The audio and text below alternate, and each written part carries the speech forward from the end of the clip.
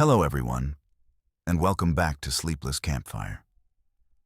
Tonight, we travel into the forgotten backroads of America, places where light fades, and what remains are stories that refuse to die. Our journey takes us to the high desert of the American Southwest, to the sacred peaks of Shiprock, New Mexico, where ancient laws govern the land and those who patrol it. Across these hills, rivers, and empty towns are accounts drawn from witness reports, police files, and archived broadcasts. Each one verified, recorded, and retold in their own words. These are the experiences of Navajo Tribal Police officers who have encountered phenomena that defy explanation. Encounters that suggest some rules were not meant to be broken. The Navajo Nation spans over 27,000 square miles across Arizona, New Mexico, and Utah. Within this vast territory, the Navajo Tribal Police serve as the primary law enforcement agency, responsible for protecting both people and places of deep cultural significance. Shiprock, known as Se Bitai in the Diné language, rises 1,583 feet above the high desert floor, a volcanic monolith that plays a central role in Navajo mythology. According to legend, the rock is all that remains of a great bird that carried the ancestral people to these lands. What follows are the documented experiences of those who patrol these sacred grounds, where the boundary between the physical and spiritual worlds sometimes blurs.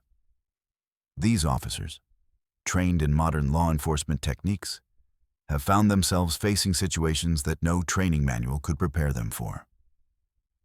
Their reports, filed between 1998 and 2022, reveal a pattern of encounters that suggest something ancient and powerful still moves through the desert night. Now, let us begin with our first story. In early November of 2008, Officer Michael Begay had been with the Navajo Tribal Police for just over 3 years. At 32, he was still considered relatively new to the force, though he had grown up in the community and knew the landscape like the back of his hand. His patrol area covered the western approach to Shiprock, a region of red dirt, mesquite, and occasional homesteads scattered across the desert floor. Begay had joined the force after serving 4 years in the Marine Corps, seeking a way to serve his community while maintaining a connection to the land where his ancestors had lived for generations. His father had been a medicine man, and though Begay had chosen a different path, the traditional teachings of his youth remained deeply embedded in his consciousness. The night began like any other autumn shift. The temperature had dropped to 42 degrees as the sun disappeared behind the distant Chuska Mountains. Begay's cruiser, a white Ford Explorer with the distinctive Navajo Nation police seal on the door, hummed along Highway 491. The dashboard clock read 9:47 p.m. when he received a call from dispatch about a possible stranded vehicle near the base of Shiprock. A concerned family member hadn't heard from their elderly relative who lived alone in a small hogan about 7 miles off the main road. The relative, a 78-year-old woman named Alice Nez, was diabetic and required regular medication, adding urgency to the welfare check. Begay turned off the highway onto a dirt road marked only by a faded wooden post. The cruiser's headlights cut through the darkness, illuminating a trail of dust that rose like ghosts in the beam. As he drove deeper into the desert, the towering silhouette of Shiprock dominated the horizon, its jagged peaks silhouetted against a sky filled with more stars than seemed possible. The only sounds were the crunch of gravel beneath his tires and the occasional static from the police radio. Begay had always found something both comforting and unsettling about this part of the reservation. Comforting because it was the land of his ancestors. Unsettling because of the stories his father had told him about places where the boundary between the physical and spiritual worlds grew thin. After 20 minutes of careful navigation, Begay reached a fork in the road.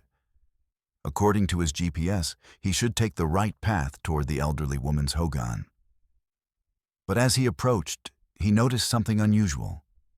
Footprints in the dirt, leading down the left path. which according to local tradition was a forbidden route that circled too closely to areas considered sacred. The prints were fresh, made by what appeared to be bare feet, and they were small, as if belonging to a child. Big A felt a knot form in his stomach. His father had warned him about such signs, explaining that the little ones often left tracks as warnings to those who knew how to read them. The air grew suddenly colder as Big A considered his options. Protocol dictated he follow the direct route to the residence, but something about those footprints troubled him. He grabbed his flashlight and stepped out of the vehicle, the beam cutting through the darkness. The desert night was utterly silent, not even the chirp of crickets or rustle of wind through the sparse vegetation. As he swept the light across the ground, he noticed more prints. Dozens of them, all the same size, all heading down the forbidden path. What disturbed him most was their freshness. The edges were still sharp, indicating they had been made within the hour, despite the lack of any visible sign of who had made them. Big A keyed his radio. "Dispatch, this is Unit 7. I've arrived at the fork near mile marker 42. I'm observing what appear to be footprints leading down the western path. Over." The response came with a crackle of static. "Unit 7, we show that path as restricted. Please proceed to the residence via the eastern route." Over. "Copy that," Begay replied, though he hesitated. The footprints were too fresh to ignore, and his training as both an officer and a member of the Navajo community told him this was unusual. Against his better judgment, and perhaps against protocol, he decided to follow the prints for just a short distance to ensure no one was in distress. He locked his cruiser and proceeded on foot, his hand resting near his sidearm as he walked deeper into the forbidden territory. The path grew narrower as he walked, the towering rock formation looming closer. His flashlight beam caught something ahead, a small figure, no more than 4 feet tall, standing motionless in the path. As he approached, calling out, the figure turned slowly. What he saw made his blood run cold. The face was that of a child, but the eyes reflected his flashlight beam like an animal's, glowing an unnatural yellow-green. The child wore traditional Navajo clothing, but it was pristine, as if never worn before. The garments were of a style that Big A recognized from old photographs, traditional dress that hadn't been commonly worn in decades. "Hello?" Big A called out, his voice sounding unnaturally loud in the silence. "Are you lost? Where are your parents?" The child did not respond, but instead raised a hand and pointed back toward the main road. Then, without another movement, it simply vanished. Not by running away, but as if it had never been there at all. Big A stood frozen for a moment, his mind struggling to process what he had just witnessed. He swept his flashlight back and forth across the empty path, but there was no sign of the child. The footprints that had led him here were gone as well, the ground undisturbed as if no one had passed this way in years. Shaken, Big A returned to his cruiser and proceeded to the elderly woman's hogan, where he found her safe and sound, unaware that anyone had been looking for her. She had simply turned off her phone for the night. When Big A mentioned the child he had seen, the woman's expression grew serious. "You must not follow that path again," she told him in Navajo. "Some places are not meant for us, especially after dark. The little ones play tricks on travelers who forget the old ways." Big A filed a report the next day, describing what he had seen. His supervisor, a veteran officer who had grown up in the same community, read it carefully before placing it in a special file marked with a symbol that meant unexplained. No official investigation was conducted, and Big A never spoke of the incident again, though he never again patrolled that area after nightfall. To this day, he cannot explain what he saw in the desert that night, or how a child could simply disappear into thin air. The report remains in the Navajo Tribal Police archives, filed under incident number 08-1142, with a simple note. Officer encountered possible supernatural phenomenon while responding to welfare check. No evidence found. Case closed. In the weeks that followed, Begay found himself increasingly unsettled by the encounter. He began experiencing vivid dreams of the desert night, of the child with glowing eyes, of paths that led nowhere. Sometimes he would wake in the middle of the night, certain that he could hear faint whispers in Navajo just outside his window.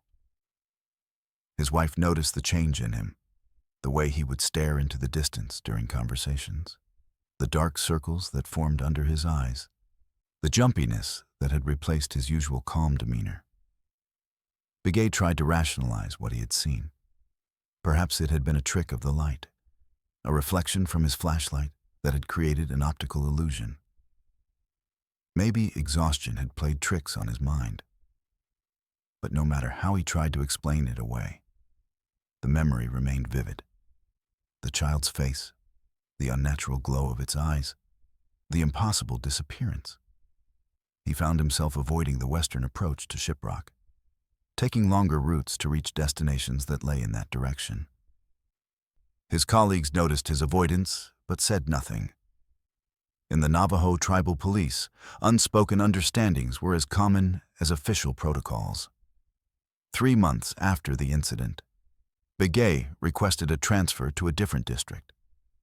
His supervisor approved it without question, placing a hand on Begay's shoulder in a gesture of understanding. "Some places remember things longer than we do," the older officer said, his voice low. "Sometimes it's best to let them remember alone." Before leaving his old patrol area, Begay decided to visit Alice Nez one more time, hoping perhaps for additional insight into what he had experienced. The elderly woman welcomed him into her hogan, offering him tea as they sat by the small stove that heated her home. "You still carry it with you," she said, her eyes clouded with cataracts, but somehow still piercing. "The little ones leave marks that don't fade." Begay nodded, unable to speak of the incident, even now. He had tried numerous times to write about it in detail, but found himself unable to describe the experience adequately, as if the memory itself resisted being captured in words. "My grandmother told me stories about them," Alice continued, her voice taking on the cadence of traditional storytelling. "They appear when the balance between worlds is disturbed. They are neither harmful nor benevolent. They simply are, like the wind or the rain. To see them is to be reminded that there are things beyond our understanding." She paused, stirring her tea. "My grandfather saw one once, back in the 1920s. He was a young man then, hunting near the same place where you saw the child. He said it looked like a boy, but moved like smoke. It pointed toward home, then vanished. He never hunted in that area again." Begay felt a chill run down his spine. The similarity between Alice's story and his own experience was striking, yet it offered no real explanation, only confirmation that what he had witnessed was not unique to him. "They are connected to Shiprock," Alice added, as if reading his thoughts. "The rock remembers everything that has happened since the beginning. Sometimes those memories take form and walk the desert at night." As Begay left Alice's hogan and drove away from Shiprock for the last time, he felt a sense of relief mixed with melancholy. He was leaving behind not just a patrol area, but a piece of himself, the part that had witnessed something that defied explanation, the part that now understood how little he truly knew about the land he had called home his entire life. In his new district, Begay gradually returned to his former self. The disturbing dreams became less frequent, then stopped altogether. The jumpiness faded, replaced by his usual calm demeanor. Yet something had changed irrevocably. He found himself more attuned to the subtle energies of the landscape, more aware of the stories embedded in the rock formations and desert plants. He began studying Navajo traditions more seriously, seeking to understand the cultural context of what he had experienced. Years passed, and Begay rose through the ranks of the Navajo Tribal Police, eventually becoming a captain responsible for several districts. He never spoke publicly of his encounter with the child, but he never forgot it either. Sometimes, when training new officers, he would emphasize the importance of respecting traditional knowledge and sacred places. "This land has rules that aren't written in any law book," he would tell them. "Learn them, follow them, and you'll do fine. Ignore them, and you might find yourself in places you don't want to be." On the 10th anniversary of his encounter, Begay found himself driving past the turnoff to Shiprock. He hesitated, then turned onto the familiar dirt road. As he approached the fork where he had seen the footprints, he noticed that the faded wooden post had been replaced by a proper sign, written in both English and Navajo, warning that the western path was sacred and closed to unauthorized passage. Begay parked his cruiser and walked to the fork, his flashlight beam cutting through the darkness just as it had a decade earlier. The air was still, the desert silent except for the distant howl of a coyote. He swept his light across the ground, half expecting to see footprints, but the earth was undisturbed. He stood there for a long time, remembering, then returned to his vehicle and drove away without looking back. The official report remains in the Navajo Tribal Police archives, filed under incident number 8-1142, with a simple note: "Officer encountered possible supernatural phenomenon while responding to welfare check. No evidence found. Case closed." But for Michael Begay, the case was never truly closed. It became instead a part of his understanding of the world, a reminder that some mysteries are not meant to be solved, only respected. Hundreds of miles away, another officer was about to discover that some encounters defy logical explanation. In late June of 2015, Officer Sarah Yazzie had been working the graveyard shift for nearly 2 years. The monsoon season had just begun, and the desert air was thick with the promise of rain. Her patrol that night took her along the lonely stretch of Highway 64 between Shiprock and Teak-Nose Pass, a road known locally as the Long Walk due to its isolation and lack of services.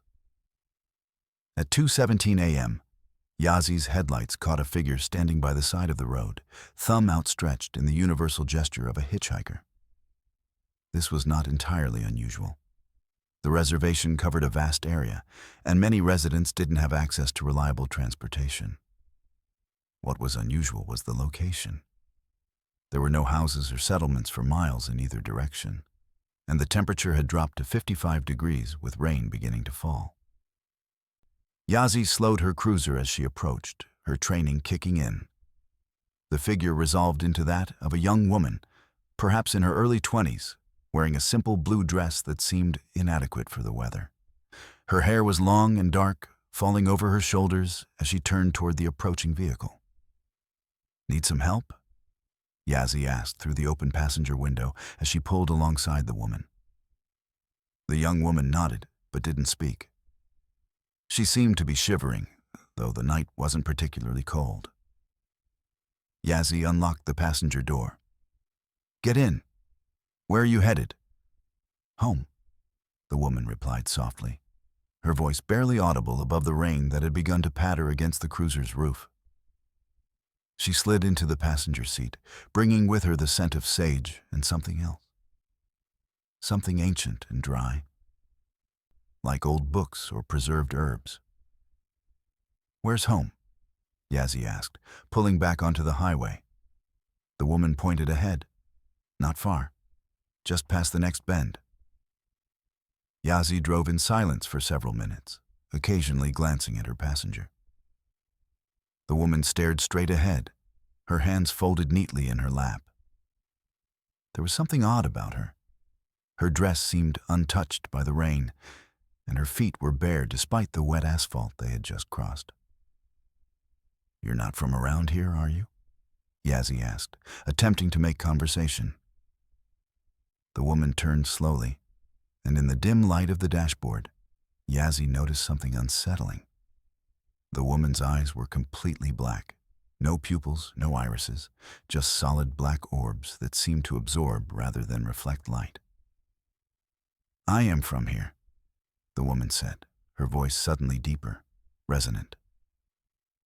"I have always been from here." Yazzie felt a chill that had nothing to do with the night air. She reached for her radio, intending to call dispatch to report her passenger, but as her fingers touched the device, the cruiser's engine sputtered and died. The headlights flickered once, twice, then went out completely, plunging them into darkness on the deserted highway. "What's happening?" Yazzie asked, her voice tight as she tried the ignition again. The engine wouldn't turn over. The woman beside her didn't seem concerned. "Some places don't want us here," she said, her voice now seeming to come from everywhere at once. "Some roads belong to others." Yazzie fumbled for her flashlight, clicking it on. The beam cut through the darkness, but when she turned it toward the passenger seat, it was empty. The door remained closed. The seatbelt still buckled, but the woman was gone. A sense of profound emptiness filled the vehicle, as if something essential had been removed along with the passenger. For a moment, Yazzie sat frozen, her mind struggling to make sense of what had just happened. Then, as suddenly as it had died, the cruiser's engine roared back to life. The headlights came on, illuminating the empty road ahead. The rain had stopped. Shaken, Yazzie continued to the next bend, where she found nothing but desert stretching into the darkness. There was no house, no settlement, no sign of life. She turned around and drove back to the spot where she had picked up the hitchhiker. But the ground was dry, showing no footprints in the desert sand. The next morning, Yazzie filed a detailed report. Her supervisor listened patiently, then suggested she take some personal time. "The desert plays tricks on the mind at night," he said, though his expression suggested he believed more than he was letting on. 3 weeks later, while reviewing old incident reports, Yazzie came across a file from 1972 describing a nearly identical encounter on the same stretch of highway. The officer involved had reported picking up a young woman in a blue dress who had vanished from his moving vehicle. The report noted that the officer had retired shortly after the incident, moving away from the reservation. Yazzie never again stopped for a hitchhiker on that stretch of highway, though she often saw them standing in the rain, always women in blue dresses, always pointing toward the next bend. She learned to keep driving, to focus on the road ahead, and to never question what might exist in the spaces between the raindrops. The official report, filed as Incident 15-0623, remains in the Navajo Tribal Police archives with a simple notation. Officer reported picking up and subsequently losing a passenger on Highway 64. No evidence found. Case closed. In the early spring of 2011, Communications Officer Thomas Nez was working the overnight shift at the Navajo Tribal Police Dispatch Center in Shiprock. At 47, Nez had spent 22 years with the department, first as a patrol officer and now as a senior dispatcher.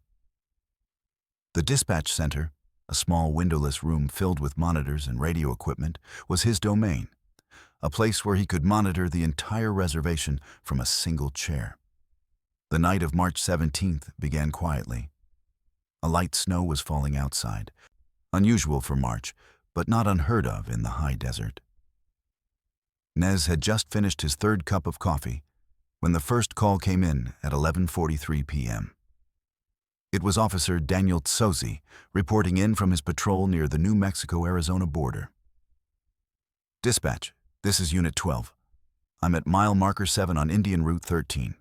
I've got a vehicle here, looks abandoned. Over." Nez keyed his microphone. "Unit 12, can you identify the vehicle? Over." "It's a blue pickup, maybe late 90s model. No plates that I can see. Driver's side door is open. No one around. Over." "Copy that, Unit 12. I'm running the VIN now. Stand by." Nez typed the vehicle identification number into his computer, waiting for the results. After a moment, the system returned a match. Unit 12. That vehicle was reported stolen 3 days ago from a dealership in Gallup. Owner never recovered. Over. 10-4, dispatch. I'll secure the vehicle and wait for backup. Over. The call ended normally, and Nees made the necessary notifications. The next hour passed without incident. Then, at 12:57 a.m., another call came in from Unit 12. Dispatch, this is Unit 12, over. Go ahead, Unit 12, over. There was a long pause, filled only with static. Then, a voice came through the radio, but it wasn't Sosie's. It was higher, almost childlike, and it spoke in a mixture of Navajo and English. He shouldn't have taken it, the voice said. Some things aren't meant to be driven. Nez felt a chill run down his spine. Unit 12, is that you? What's your status? Over. More static, then the voice again. He's learning the rules now. We all learn eventually. Nez immediately tried to raise Sosie on the emergency channel. Unit 12, respond immediately. What is your situation? Over.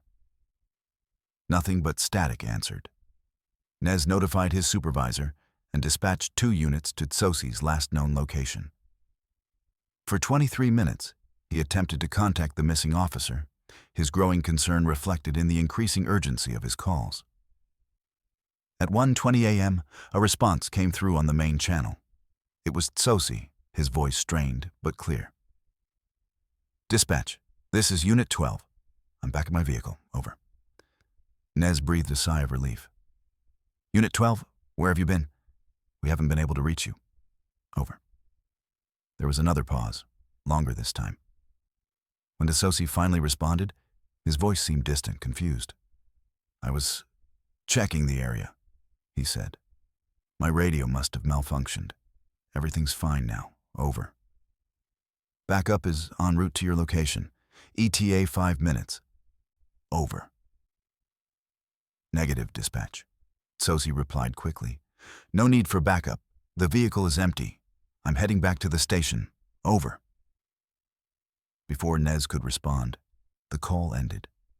He watched as the GPS tracker in Sosie's vehicle began moving away from the abandoned pickup, heading back toward Shiprock. Something wasn't right. Protocol required officers to wait for backup when dealing with stolen vehicles, especially in isolated areas. When Sosie returned to the station 2 hours later, he seemed disoriented but otherwise unharmed.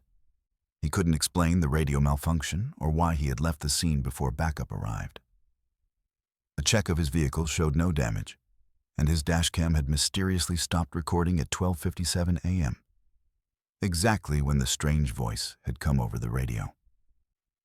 The next day, Sosie submitted his report. It was brief and factual, describing the discovery of the stolen vehicle and noting a temporary radio malfunction. He made no mention of the strange voice or his unexplained absence. When questioned by his supervisor, Sosie became defensive, insisting that everything was normal. 2 weeks later, Sosie resigned from the force, citing personal reasons. He moved off the reservation shortly thereafter, and efforts to contact him for follow-up questions were unsuccessful. Nez never forgot that night, or the voice that had spoken through his radio. A voice that seemed to know things it shouldn't, that spoke of rules and consequences in tones that sent chills down his spine. The official incident report, filed as 11/03 on 18th, remains in the Navajo Tribal Police archives. The dashcam footage from Unit 12's vehicle is listed as corrupted, unviewable. No explanation was ever documented for the radio anomaly or the voice that spoke through it. In late September of 2019, Officer Jessica Chi was assigned to a special detail monitoring the perimeter of the Shiprock Fairgrounds during the annual Navajo Nation Fair. At 28, Chi was one of the younger officers on the force, but she had already developed a reputation for being observant and detail-oriented. Her post for the night was a temporary surveillance position on a ridge overlooking the western approach to the fairgrounds, where she would monitor for any unauthorized activity. The evening shift began at 7 p.m. just as the sun was setting behind the distant Carrizo Mountains.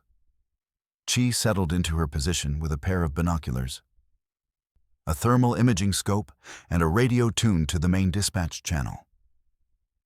The fairgrounds below were alive with activity.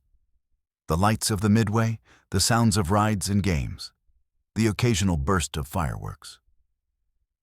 It was a scene of celebration and community, a stark contrast to the quiet solitude of her post on the ridge. For the first few hours, everything was normal.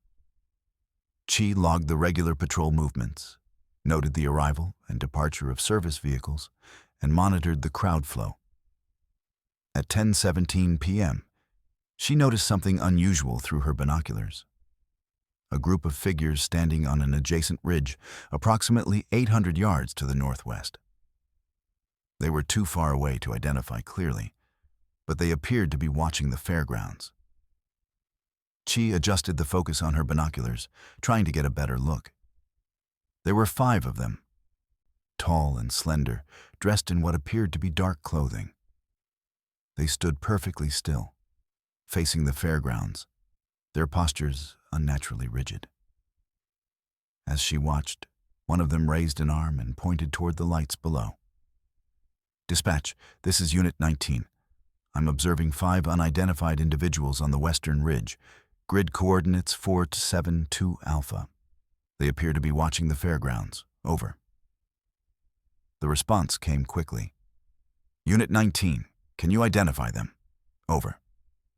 "Negative, dispatch. Too far away. They're not moving, just standing there. Over." "Copy that, Unit 19. We'll send a unit to check it out. Over." Chi continued to watch the figures through her binoculars as she waited for the patrol unit to arrive. 10 minutes passed, then 15. The figures remained motionless on the ridge, their attention fixed on the fairgrounds below. As Chi switched to the thermal imaging scope, what she saw made her catch her breath. The scope showed no heat signatures coming from the figures. They appeared as cold as the rocks around them. "Dispatch, this is Unit 19. I have a thermal reading on the subjects. They're not showing any heat signatures. Repeat, no heat signatures. Over." "Unit 19, are you certain? Over." "Affirmative, dispatch. They're cold as stone. Over." There was a longer pause this time. When dispatch responded, the voice was cautious. "Unit 19, the patrol unit has reached your location. They're not seeing anyone on that ridge. Over." Chi lowered the scope and looked again with her binoculars. The figures were still there, still watching the fairgrounds. "Dispatch, that's negative. I still have 5 subjects on the ridge. They haven't moved. Over." "Unit 19, can you describe them in more detail? Over." Chi raised her binoculars again, studying the figures carefully. They're tall, maybe 6.5 feet, dressed in dark clothing or robes. They're standing in a line, facing the fairgrounds. One of them is still pointing toward the lights. Over. As she spoke, one of the figures turned its head slowly in her direction. Even at that distance, Chi felt a sudden chill, as if she had been seen.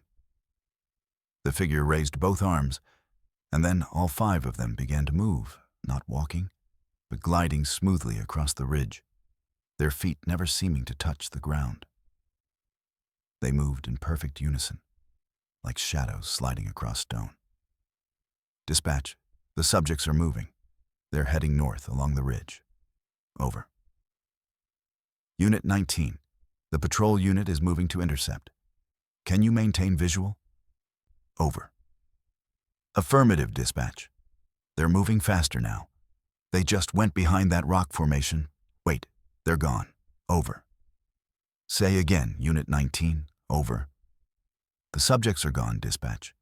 They disappeared behind the rocks and didn't come out the other side. Over." The patrol unit searched the area thoroughly, but found no footprints, no trace that anyone had been there. Chi remained at her post until her shift ended at 3 a.m., but the figures did not reappear. When she returned to the station, she filed a detailed report, including sketches of what she had seen. Her supervisor listened carefully, then showed her an old file from 1987 describing a nearly identical sighting from the same ridge during a previous fair. The officer who had filed that report had described seeing tall figures in dark robes who had disappeared into the rocks. The report concluded with a note that the officer had retired shortly after the incident and moved away from the reservation. Chi never saw the figures again, though she always felt their presence during subsequent fair details. She learned to watch the ridges, to scan the shadows, and to trust what her eyes told her even when it defied explanation. The official report, filed as 19-09-2008, remains in the Navajo Tribal Police archives with a simple notation. Officer reported observing unidentified subjects on Western Ridge. No evidence found. Case closed. In early December of 2003, Officer Robert Nakai was conducting a solo patrol in the remote northeastern section of the reservation, an area known as the Black Mesa. At 39, Nakai had spent 12 years with the Navajo Tribal Police, and he knew the reservation's isolated corners better than most. The Black Mesa, with its steep cliffs and hidden canyons, was a place few officers patrolled regularly due to its challenging terrain and cultural significance. Nakai had grown up hearing stories about this place from his grandfather, who had warned him that certain areas were meant to remain undisturbed, that the mesa held memories and powers that modern people could not comprehend. The day had been unseasonably warm, with temperatures reaching the mid-50s under a clear blue sky that seemed almost too bright, too intense for the season. Nakai's assignment was to check on several remote homesteads that hadn't been contacted in over a month. As he navigated the dirt roads that crisscrossed the mesa, he couldn't shake the feeling that he was being watched, not by people, but by the land itself. The mesa seemed alive with ancient energy, its rock formations like silent sentinels that had stood guard for millennia. Each time he stopped his vehicle and stepped out, an unnerving silence would fall, broken only by the whisper of wind through the juniper trees and the distant cry of a hawk circling high above. By late afternoon, Nakai had completed his checks and was heading back toward the main road when he noticed something unusual: tire tracks leading to an area that was supposed to be restricted. The tracks were fresh, made sometime that morning, and they led toward a series of cliff dwellings that were sacred to the Navajo people and off-limits to outsiders. Nakai felt a knot form in his stomach. These dwellings were not just archaeological sites. They were places where, according to his grandfather, the veil between worlds was thin, where the ancestors still spoke to those who knew how to listen. Against his better judgment, Nakai decided to follow the tracks. As he approached the cliff dwellings, he found a recent model pickup truck parked in a small clearing. The vehicle was empty, its doors unlocked, with no registration or insurance papers visible. A search of the truck revealed camping equipment, several cameras, and what appeared to be maps of archaeological sites in the area. The truck's license plates were from Arizona, and a quick check through his in-car computer system showed no stolen vehicle report. Everything about the situation felt wrong to Nakai. The timing, the location, the violation of sacred space. Nakai radioed dispatch to report the vehicle and request information. Dispatch, this is Unit 14. I'm at Black Mesa, coordinates 36.87, 19.04 degrees. I've located an abandoned vehicle, Arizona plates, appears to belong to someone who may have entered the restricted cliff dwelling area, requesting information on any missing persons reported in the region. Over. The response came with a crackle of static. Unit 14, we have no active missing persons reports for that area. Are you certain the vehicle is abandoned? Over. Affirmative, dispatch. Vehicle has been here for several hours based on the temperature of the engine. No sign of the owner. I'm going to investigate on foot. Over. 10-4, Unit 14. Keep us updated. Over. As he waited for a response, Nakai decided to investigate on foot. Following a trail that led up toward the cliff dwellings, the path was steep and treacherous, with loose scree that made footing uncertain. As he climbed, the temperature began to drop, and the wind picked up, whistling through the rock formations like a mournful song. The sun was beginning to set, casting long shadows across the mesa and painting the sky in shades of orange and purple. Nakai checked his watch. 4:47 p.m. He had less than 2 hours of daylight left. Halfway up the trail, Nakai found something that made him stop in his tracks. A camera lying on the ground, its lens cracked. He picked it up and checked the memory card, which still contained photos. The most recent images showed the cliff dwellings from various angles, but the last 3 photos were strange. They showed what appeared to be shadowy figures standing in the doorways of the ancient structures, their forms indistinct but clearly not human. In the first photo, a single figure could be seen, tall and slender, standing in the main doorway. In the second, there were 3 figures, and in the third, 5. They seemed to be moving toward the camera, though their features remained obscured by what looked like a dark mist or shadow. As Nakai studied the images, he heard a sound from above, a voice calling out in a language he didn't recognize.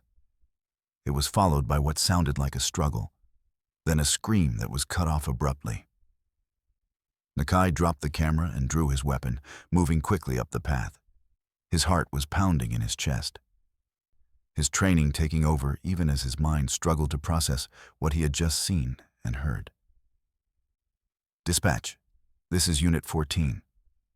I heard what sounded like a scream from the direction of the cliff dwellings. I'm moving to investigate. Over. Copy that, Unit 14. What's your status? Over. I'm armed and proceeding with caution. Requesting backup. Over. Backup is en route. ETA 40 minutes. Over. 40 minutes. An eternity in a place like this, especially as darkness was beginning to fall. Nakai continued up the path, his weapon drawn, his senses on high alert. The wind had picked up, carrying with it the scent of rain and something else. Something ancient and dry, like dust and old bones. When he reached the cliff dwellings, he found them empty. No sign of the truck's owner, no indication of where they might have gone. The dwellings themselves seemed undisturbed, though as Nakai entered one of them, he noticed something strange. The floor was covered with fresh footprints, all of them bare, and none of them matching the size of an adult human. The prints were small, as if made by children, yet they were spaced far apart, suggesting that whoever had made them had moved with unnatural speed or agility.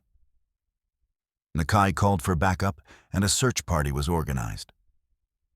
They combed the area for hours, finding no trace of the missing person. The truck was impounded, and its owner was eventually identified as a 32-year-old archaeologist from Arizona State University, who had been researching sacred sites in the region. No one had heard from him in over a week. The search continued for 3 days, expanding to cover the entire mesa. Each day brought new mysteries, strange symbols etched into rock faces that hadn't been there before. Items moved from their original positions, and the persistent feeling of being watched by unseen eyes. Several of the searchers reported hearing whispers in a language they couldn't understand, though Nakai himself heard nothing but the wind. On the 4th day, one of the searchers found something unexpected: the archaeologist's notebook, lying in the open near the edge of a cliff. The last entry, dated the day before Nakai had discovered the truck, contained a single, cryptic sentence. "They don't want us here. The stories are true. They're still watching." No other trace of the archaeologist was ever found. The case was officially listed as a missing person investigation, though privately, many of the officers involved believed they were dealing with something beyond normal explanation. Nakai never returned to the Black Mesa, requesting a transfer to a different district a month later. The notebook was entered into evidence, where it remains to this day. The official report, filed as Oro 3 12 documents the discovery of the abandoned vehicle and the subsequent search. The strange photographs from the camera were noted but never explained. The case remains open in the missing persons database, though no active investigation has been conducted in over a decade. Years later, Nakai would sometimes wake in the middle of the night, the memory of that day as vivid as if it had just happened.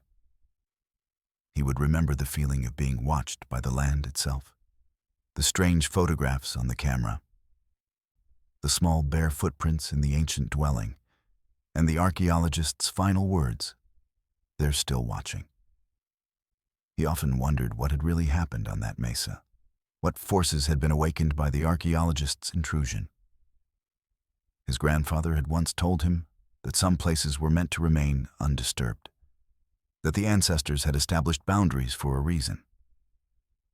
Nakai had never fully understood what his grandfather meant until that day on Black Mesa, when he had glimpsed something beyond the veil of ordinary reality, something that had claimed yet another person who had failed to respect the ancient rules. To this day, the Black Mesa remains a place of mystery and danger, a reminder that there are forces in this world that operate beyond human understanding, that follow rules older than any law written by modern hands. And somewhere, in the vast expanse of the reservation, the cliff dwellings stand as they have for centuries, silent sentinels guarding secrets that were never meant to be revealed. In the summer of 2016, the Navajo Tribal Police communication system underwent a comprehensive upgrade, replacing aging analog equipment with state-of-the-art digital radios designed to provide clearer reception and extended range across the reservation's vast and challenging terrain. Officer Maria Tallchief, a veteran dispatcher with 15 years of experience, found herself at the center of this technological transformation. At 42, Tallchief had spent her entire career with the Navajo Tribal Police, starting as a patrol officer before finding her calling in the communications division. Her colleagues respected her methodical approach to problem-solving and her uncanny ability to remain calm during even the most chaotic emergency situations. The upgrade project was meant to be the capstone of her career, a chance to modernize the very nervous system of law enforcement across the 27,000 square mile reservation. The communications center, located in a windowless concrete building just outside Shiprock, was Tallchief's domain. For years, she had managed the complex web of radio frequencies, dispatch protocols, and emergency systems that connected officers across the remote landscape. The room itself was a testament to her organizational skills. Banks of monitors displaying real-time GPS tracking of patrol vehicles, digital recording systems logging every transmission, and a sophisticated array of antennas and repeaters that formed the backbone of the reservation's communications infrastructure. When the new digital system arrived in early July, Tallchief approached the transition with her characteristic thoroughness, creating detailed training materials and conducting extensive tests to ensure nothing would be left to chance. The first incident occurred on July 12th, during what should have been a routine test of the emergency broadcast system. Tallchief was alone in the communications center that evening, conducting a final verification of the new system's capabilities before full implementation. The desert outside was quiet, bathed in the amber glow of twilight as the sun dipped below the horizon. Inside, the only sounds were the gentle hum of computer equipment and the occasional crackle of radio static as Tallchief initiated the test sequence. She was recording a test message when something unusual caught her attention. Faint but distinct in the background static, what sounded like a voice speaking in Navajo. At first, she dismissed it as interference from another frequency, perhaps a weather broadcast or a civilian transmission bleeding into the system. But as she adjusted the audio levels and listened more closely, she realized the voice was saying something specific. "They are coming. The door is open." Tallchief froze, her fingers hovering above the control panel. She replayed the recording, this time with noise-canceling headphones that filtered out ambient sound. The voice remained, clear as day, speaking the same phrase over and over again, with an eerie cadence that seemed to defy normal speech patterns. What made it particularly unsettling was not just the content of the message, but the quality of the voice itself. It seemed to be coming from multiple directions at once, as if many people were speaking in perfect unison, their individual voices blending into something both harmonious and deeply unnatural. Tall Chief checked the system logs, noting that the transmission had appeared on a frequency that should have been completely clear, with no authorized users scheduled during that time. The following day, during another scheduled test, the phenomenon occurred again. This time, Tall Chief was prepared with additional recording equipment, capturing the transmission from multiple angles. The voice returned, though the message had changed. The old ones are waking. They do not like the new signals. Tall Chief felt a chill run down her spine, despite the stuffy warmth of the communications center. She began to suspect that the new digital system was somehow picking up something that the old analog equipment had missed. Something that didn't belong on normal radio frequencies. Something that seemed to be responding directly to the new technology being introduced into the environment. Over the next week, Tall Chief documented several more instances of the mysterious voice. Sometimes it spoke in Navajo, sometimes in English, but the messages were always similar. Warnings about doors being opened, about old ones waking, about signals that disturbed something ancient. Each occurrence followed the same pattern, appearing during system tests, speaking in that uncanny unison of multiple voices, and then vanishing as suddenly as it had arrived. Tall Chief kept detailed notes, creating a timeline of incidents and attempting to find correlations with atmospheric conditions, solar activity, or other potential explanations. She consulted with the equipment technicians, who ran comprehensive diagnostics and found no malfunctions in the new system. They suggested she might be picking up transmissions from another system, perhaps a military or research facility in the area, though none could be identified through official channels. By July 19th, Tall Chief had become obsessed with understanding the phenomenon. She decided to conduct a controlled experiment, setting up additional recording equipment in the communications center and initiating a test sequence on a frequency that was supposed to be completely unused. As the test signal went out, she watched the waveform on her monitor with intense concentration. The desert outside was dark, the communications center illuminated only by the glow of monitors and indicator lights. For the first few minutes, there was only the expected static, a gentle hiss like rain on a tin roof. Then, gradually, a pattern emerged, a series of pulses and tones that formed what appeared to be a structured communication. Unlike any radio transmission Tall Chief had encountered in her 15 years with the department. Tall Chief recorded the phenomenon for 47 minutes before shutting down the test, her heart racing with a mixture of fear and scientific excitement. When she analyzed the recording later that night, she discovered something extraordinary. The signals seemed to be mathematical in nature, containing sequences that appeared to be prime numbers, Fibonacci sequences, and other mathematical constants. It was as if something was trying to communicate using the universal language of mathematics, transcending the barriers of human language. The complexity of the patterns suggested an intelligence far beyond what could be explained as random interference or equipment malfunction. The most disturbing discovery came when Tall Chief applied a frequency analysis to the recording, converting the mathematical sequences into visual representations. Hidden within the patterns were what appeared to be images, geometric patterns that resembled ancient petroglyphs found throughout the region. Some of these patterns were known to archaeologists, spiral designs, and animal figures that had been documented in rock art across the Southwest. Others were new, depicting what appeared to be star maps and celestial bodies that didn't match known astronomical charts. As Tall Chief studied these images late into the night, She couldn't shake the feeling that she was witnessing something that had been waiting for the right technology to receive it.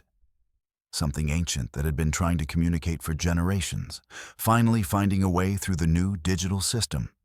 Tall Chief compiled her findings into a comprehensive report, including audio recordings, waveform analyses, and visual representations of the petroglyph-like images.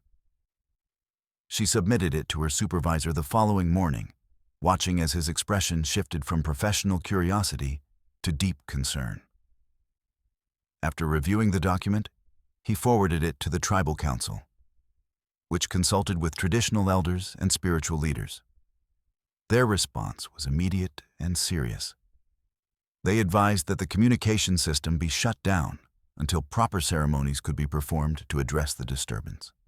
One elder, upon hearing the recordings, reportedly became visibly distressed, explaining that the voices matched descriptions of entities that were meant to remain sealed away from the modern world. For 2 weeks, the digital radio system remained offline, forcing the department to revert to the older analog equipment. During that time, Tall Chief conducted research into the history of the area where the communications tower was located. She discovered that it was built near a site that had been considered sacred for generations, a place where, according to oral tradition, the boundary between worlds was thin. A place where communication with spirits and other entities was possible.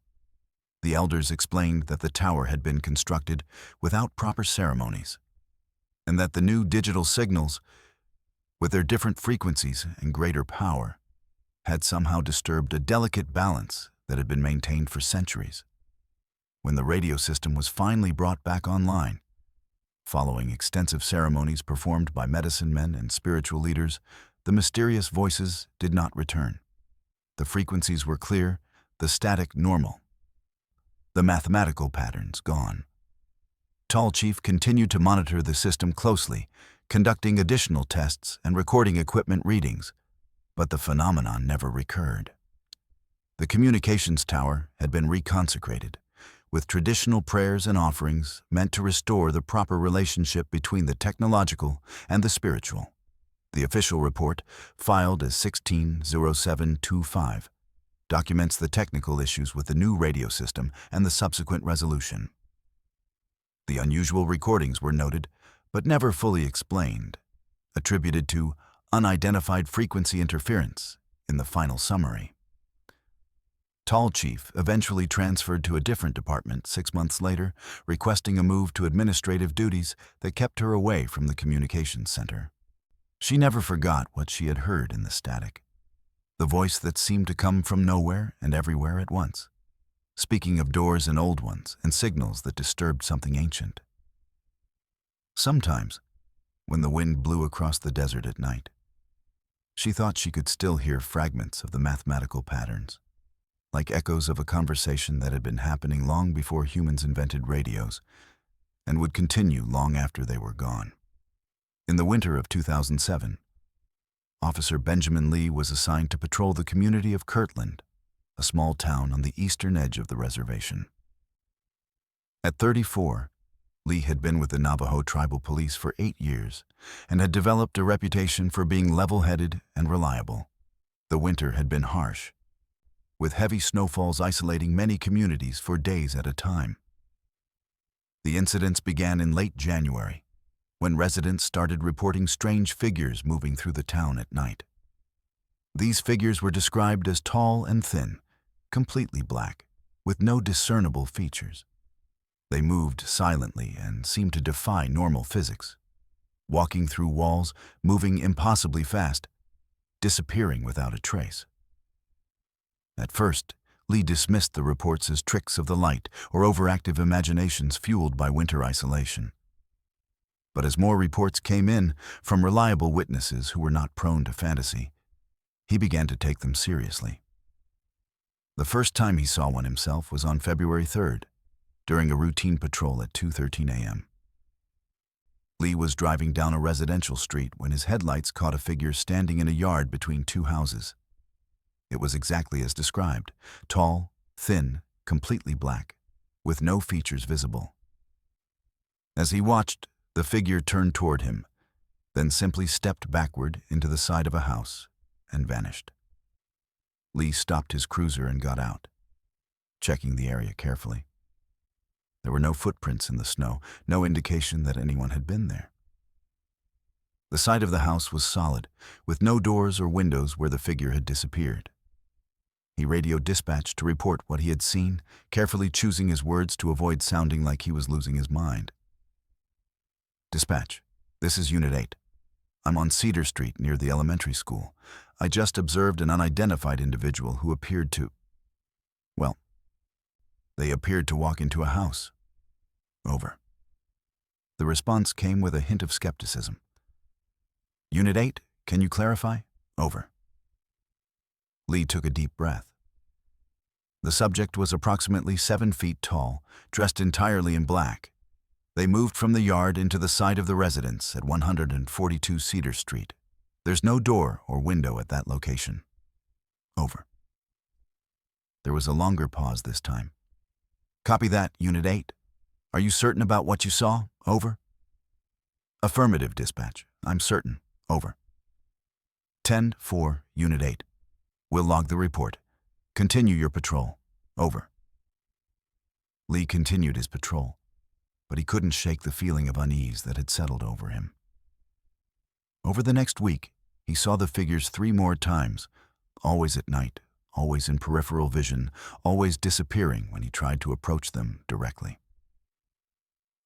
Other officers began reporting similar sightings, and soon the entire department was buzzing with talk of the shadow people.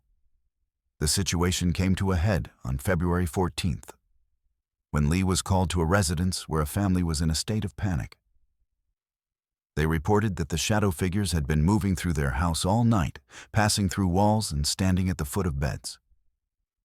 When Lee arrived, he found the family huddled in the living room, terrified.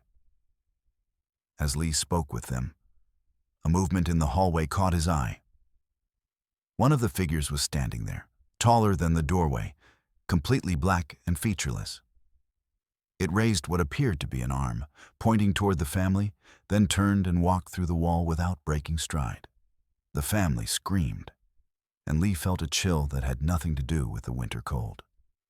He called for backup, and when other officers arrived, they too witnessed the phenomena.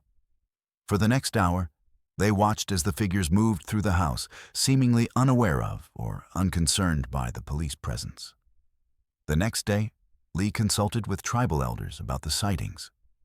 They listened carefully, then explained that what they were witnessing were known as the shadow people, or the dark walkers, entities that existed between worlds, sometimes visible when the boundary between physical and spiritual realms grew thin. The elders explained that these beings were not necessarily harmful, but their presence often indicated that something was wrong with the natural order. Following the elders' advice, the department arranged for a series of traditional ceremonies to be performed in the affected areas. After the ceremonies, the sightings decreased dramatically, though they never completely stopped. Lee continued to see the figures occasionally, always at the edge of vision, always disappearing when looked at directly. The official report, filed as 70215, documents the multiple sightings of unidentified individuals in the Kirtland area. The report notes that the incidents ceased following community interventions, but offers no further explanation. Lee eventually transferred to a different district, though he never forgot what he had seen in the winter of 2007. The shadow people who moved through walls and stood at the foot of beds, their presence a reminder that some doors should never be opened. In the spring of 2014, Officer Rebecca Wilson was assigned to a special task force investigating a series of unusual incidents in the area known as Whispering Mesa, a remote region in the southern part of the reservation. At 26, Wilson was the youngest officer on the force, but she had quickly earned respect for her thorough investigative skills and open-minded approach to unusual cases. The incidents had begun 6 months earlier, when hikers and ranchers started reporting strange sounds coming from the mesa, whispers that seemed to follow them, voices that spoke their names when no one was around, and the distant sound of crying carried on the wind. Most disturbing were the reports of people who had gone missing in the area, only to turn up days later with no memory of where they had been or what had happened to them. Wilson's first visit to Whispering Mesa was on a clear April morning. As she drove the dirt road that led to the base of the mesa, she understood why it had earned its name. The wind whipping around the rock formations created a whistling, sighing sound that could easily be mistaken for voices. But as she stepped out of her vehicle and began to explore on foot, she realized there was something more to the whispers than just wind. At first, they were faint, indistinct murmurs that seemed to come from all directions at once.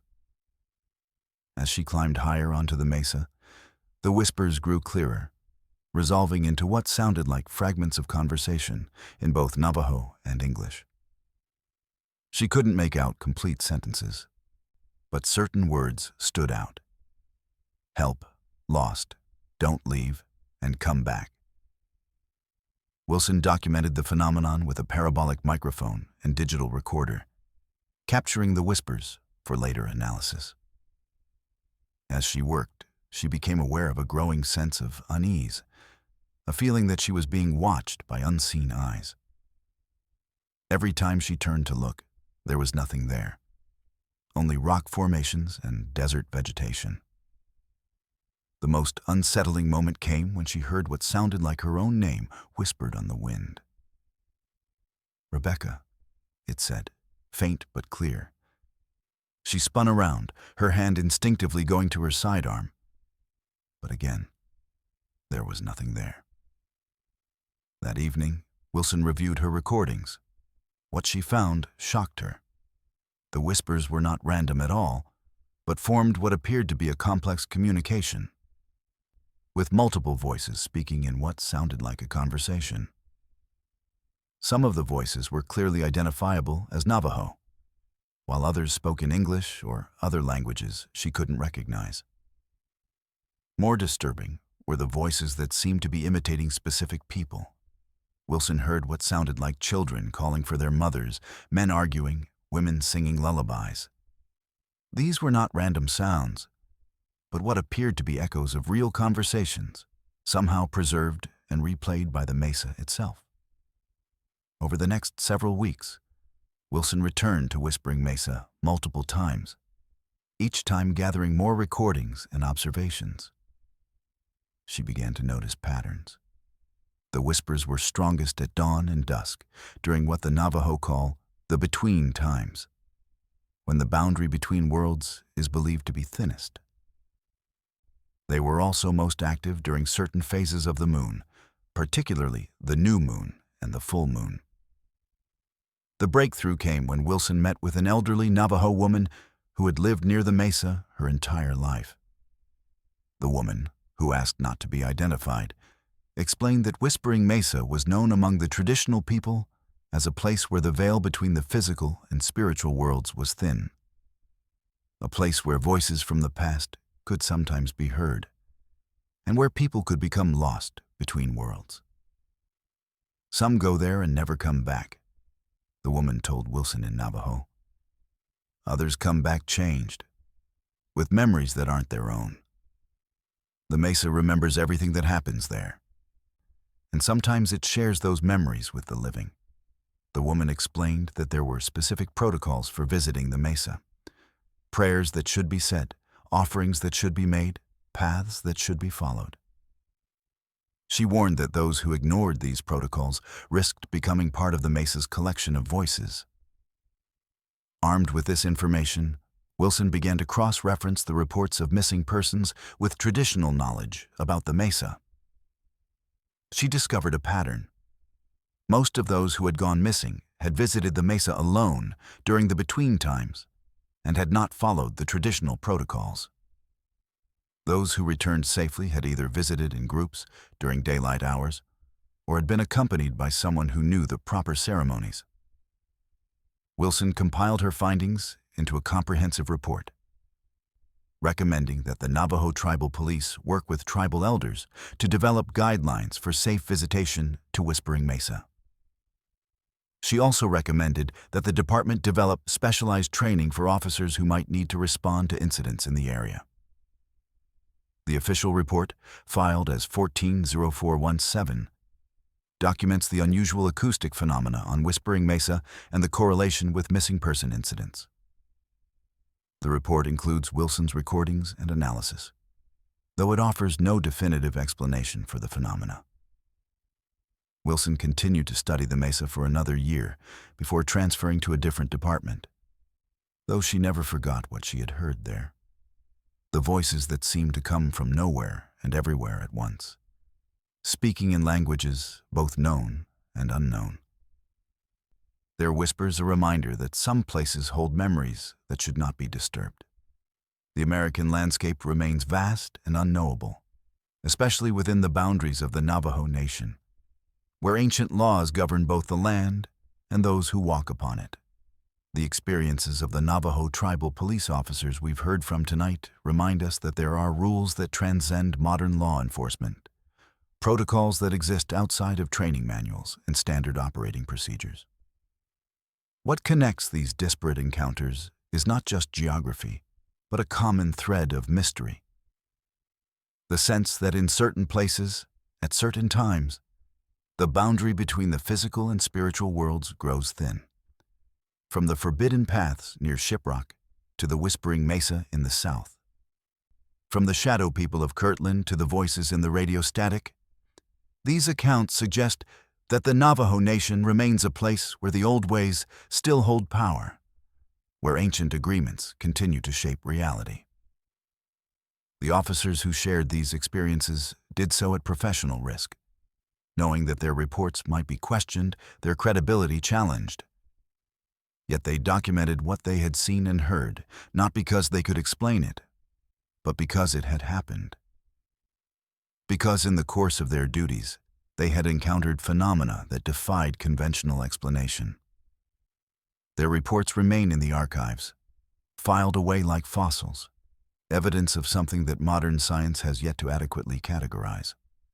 What these stories teach us is not to fear the unknown, but to respect it, to acknowledge that there are forces at work in the world that operate beyond our understanding, that follow rules we may not comprehend. The Navajo people have known this for generations, maintaining traditions and protocols that acknowledge the existence of these forces and establish ways of interacting with them safely. For the officers of the Navajo Tribal Police, this knowledge represents both a challenge and a responsibility. To protect and serve their communities while respecting the ancient agreements that govern the land. It's a delicate balance, requiring them to be both modern law enforcement professionals and students of traditional wisdom, to carry both badges and prayers, to navigate both the physical world and the spiritual one that sometimes bleeds through. The cases we've explored tonight remain officially unsolved, filed away with notes like "no evidence found" or "case closed." Yet for those who experience them, the answers are not so easily dismissed. They continue to patrol the same roads, to climb the same mesas, to respond to the same calls, but with a heightened awareness of what might exist just beyond the edge of vision, just outside the range of normal perception. If you or someone you know has a true story to share, leave it in the comments below. Our team investigates every credible account, and your story might be featured in a future episode. Thank you for watching Sleepless Campfire. Until next time, stay safe out there.